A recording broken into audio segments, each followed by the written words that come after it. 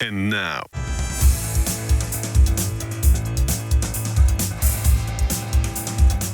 all right, greetings, ChampCar world.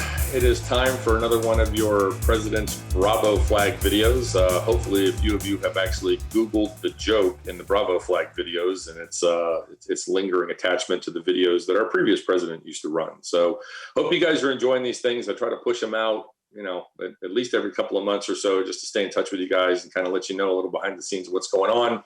So, hopefully, you guys find it informative. I try not to ramble on too long so you guys run out of battery power and bandwidth before you finish them. So with that said, let me kick it off with tape and foam.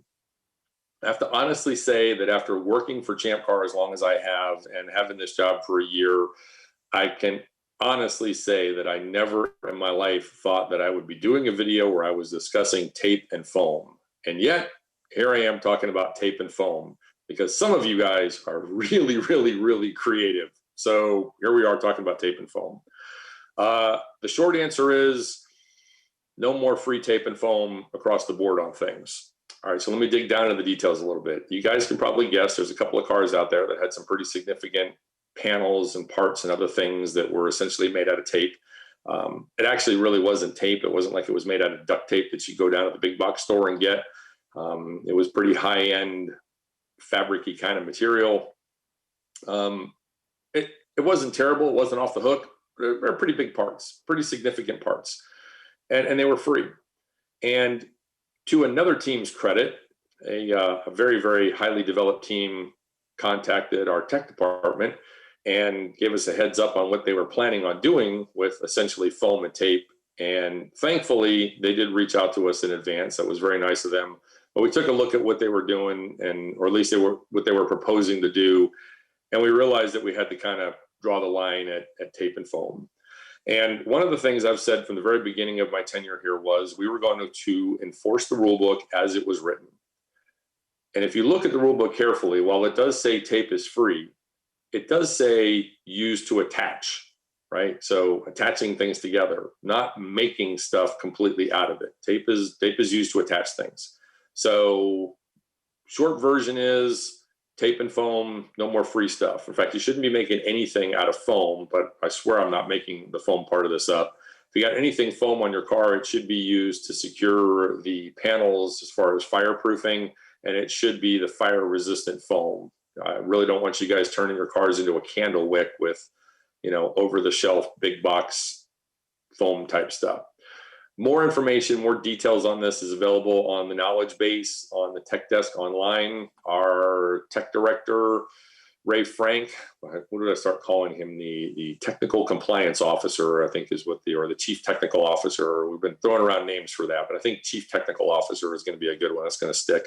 Ray Frank has sat down and put a lot of thought into this and written the words out properly. And so if you want to read the entire new posting on it, it is available on the knowledge base. But short answer is we have to take action on tape and foam. Please keep in mind, no one at ChampCar is looking for a reason to penalize you guys. We are not looking for reasons to ding you, penalize you, add points, or anything else. Our whole goal is to help you guys get through the race safely. But we do need to keep ChampCar a place where people can afford to compete and where the cost of entering is not spiraling out of control. And some of the creativity of some of the really high-end teams, we got to keep that a little bit in check. So what's it going to look like on the ground? If you took the factory radio antenna out and you put a piece of tape over the antenna hole because you want to patch the hole in your car, nobody's going to charge you points for that. If one of the guys on your team drilled the hole in the wrong fender, okay, you want to put a piece of tape over it, fine. When you start manufacturing entire body panels or other really, really creative parts of the car out of tape and such, or tape-like material, that's where we're going to start addressing it, start looking at points. So if you're interested in more information on that, the two teams that are, you guys can probably guess which two teams were the most affected by it now. They've both been contacted. They understand what we're doing and why, and they're on board with it. The team that started this off with their proposed bill has been contacted, and their build has taken on a different approach now that we've made this decision. But more of this is just general information for you guys. So enough about tape and foam. Flagtronics. So far, the Flagtronics unit has been working fantastically. We've had a few issues, some software things, some development issues, that kind of stuff. We've had a few places where we've had to adjust the antennas so the signals make it out to the cars like they're supposed to. We've had some user issues where a corner worker set their cooler down on top of the handheld unit and it triggered a button. Just little user issues like that, kind of things that go into development. But we are really nearing the end of the entire development process. One of the things we have noticed that's user related from you guys is the placement of the Flagtronics unit. We spell it out fairly good, I think, in the information, the downloaded information on our website, and the stuff Bill includes on the SUPs on where to place it.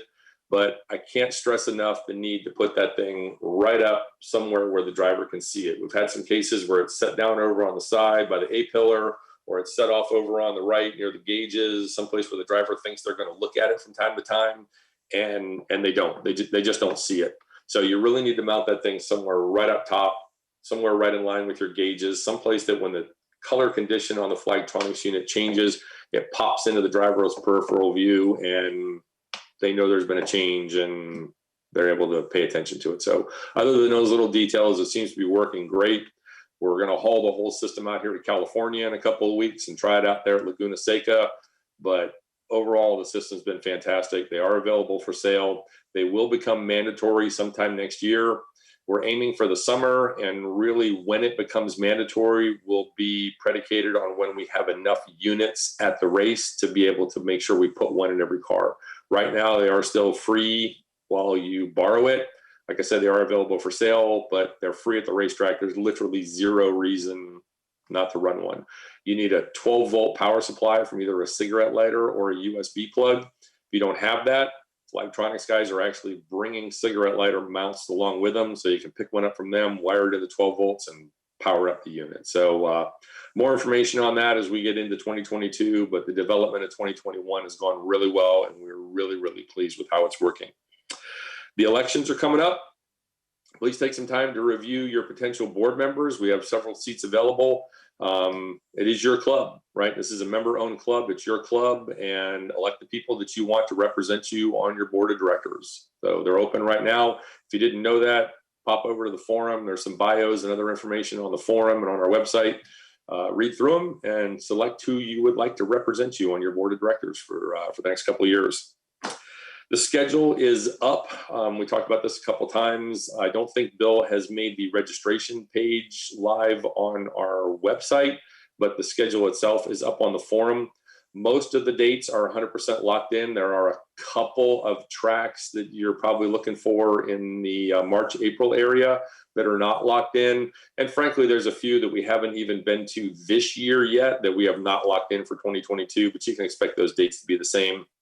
A few of the tracks that you might be looking for are either dealing with local issues of some sort and they're not able to lock their schedule in. In one case, the track has some maintenance work planned, including an entire repave. So that is locking out a huge chunk of the time, and they're having to scramble their schedule to meet their professional race requirements, TV requirements, and that kind of stuff. So once they free up whatever dates are available, we'll see what we can book and lock in. So if you're looking for those specific ones, that's why they're probably not on the schedule yet. But other than that, our schedule is out there and ready to go.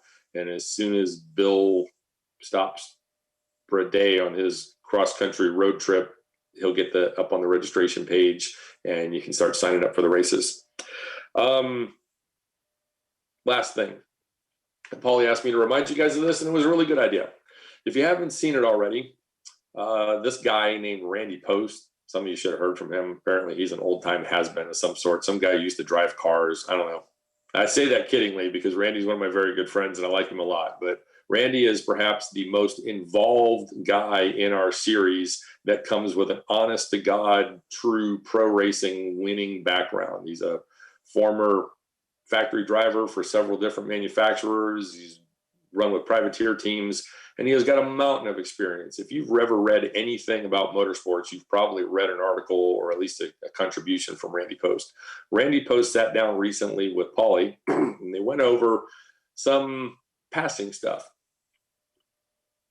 It's worth reading our rules and looking at our passing rules while you watch the video.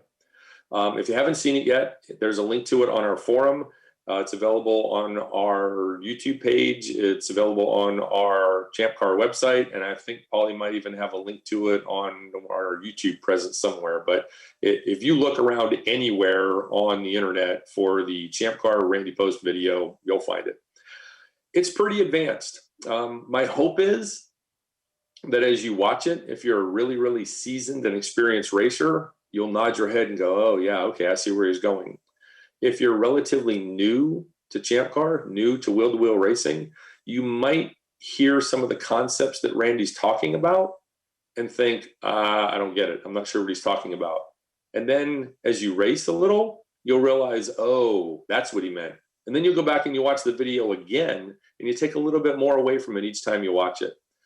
Please remember that Randy is talking about passing, overtaking, as a general concept in motorsports. That's why it's worth taking a look at our rules and remember how we set the precedent. Overtaking car's responsibility to execute a clean pass. Second paragraph right below that, every car's responsibility to give each other car on the track racing room, right? So what that means is you do not have the right to have an accident. Just because the other guy's passing you doesn't give you the right to just turn down on them. But I was talking to Pauly about this as we got ready for the video. Every time I've ever gotten two drivers together after an incident in ChampCar, and you can watch it in the driver interviews going all the way up to F1, the outside driver says they got dive bombed. The inside driver says the other guy just turned down on me. Either way, you still got two cars tangled together. So if you watch Randy's video and you think a little bit about putting yourself in each position, right? When you watch the video, I'm sure everybody's watching it and thinking, yeah, when I'm passing the other car, take a minute to put yourself in the position of the drivers in both cars, both passing and being passed, and think about how you would conduct yourself, right? Remember that there's absolutely no reward in ChampCar beyond a trophy that, although they're really cool, pretty proud of our trophies, they are made out of scrap metal, okay? Nothing that happens to your car at a ChampCar race is going to make it more valuable. There's no reason to get dents in your fenders or tore up race cars. So please take a minute in your spare time, maybe sit down with your entire team and surf on over, watch that Randy Pobst video and talk about it among yourselves about how you conduct passing on the racetrack. And if you find some of it a little advanced, come back and watch it again after a couple of races. And my hope is that it'll help you grow as drivers, and as many of you as possible can get out there, drive race cars and enjoy it and come home with your cars intact and in one piece so that you can come race with us again. So that is all I've got. Hope I didn't drone on too long there. Can't tell you what a great year this has been. I was just talking to some of our bookkeepers and our accountant people. The race this year, the races they've just done well. ChampCar is healthy. We're in a good place. I think our rules are stable. I think we have a really, really great club, and we appreciate all of you who race with us. Those of you who race with us a lot, those of you who join us from other clubs occasionally, just thank you. Thank you guys for a great year, and we're already excited about 2022. Not even done with 21 yet, excited about 2022. So thanks, guys. Look forward to seeing you at the racetrack. Bye.